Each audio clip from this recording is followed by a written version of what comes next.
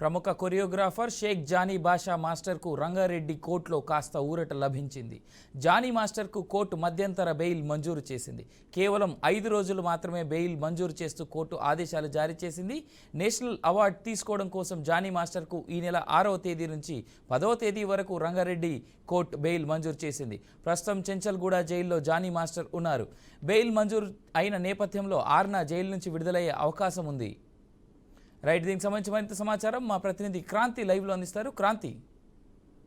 Right Avinash, ప్రస్తుతం ఏదైతే Johnny master పైన ఒక జూనియర్ కొరియోగ్రాఫర్ మాత్రం నార్సింగ్ పోలీస్ స్టేషన్లో కంప్లైంట్ ఇచ్చిన విషయం తెలిసిందే. అయితే ఇదే విషయం పైన గత కొంతకాలం నుంచి అయితే కస్టడీలో ఉన్న జానీ మాస్టర్ పై కస్టడీ పూర్తయిన తర్వాత మళ్ళీ కోర్టులో హాజరుపరిచిన తర్వాత నిన్న జానీ మాస్టర్ తరపు న్యాయవాది అయితే వాదించడం జరిగింది. అయితే గత కొన్ని రోజుల కింద నేషనల్ కొరియోగ్రాఫర్ అవార్డు అందుకున్న జానీ మాస్టర్ అవార్డు తీసుకోవడానికి జానీ మాస్టర్ తరపు న్యాయవాది మాత్రం కోర్టులో వాదన వినిపించడం జరిగింది.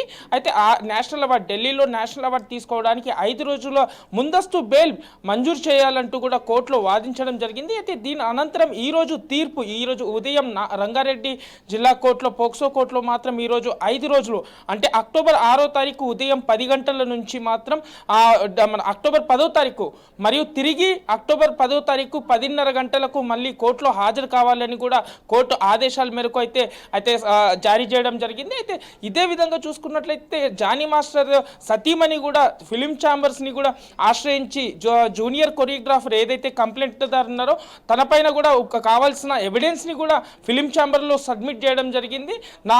తన జానీ మాస్టర్ ఎలాంటి తప్పు చేయలేదు, ఏదైతే జూనియర్ కొరియోగ్రాఫరే చాలా తప్పులు చేశాదని కూడా తను వాదించడం కూడా జరిగింది. అయితే ఇప్పుడైతే ఈరోజు రంగారెడ్డి పోక్సో కోర్టులో మాత్రం ఎటు తిరిగి కూడా అవార్డు తీసుకోవడానికైతే కొంత జానీ మాస్టర్కి ఊరట లభించిందని చెప్పుకోవచ్చు. అవినాష్.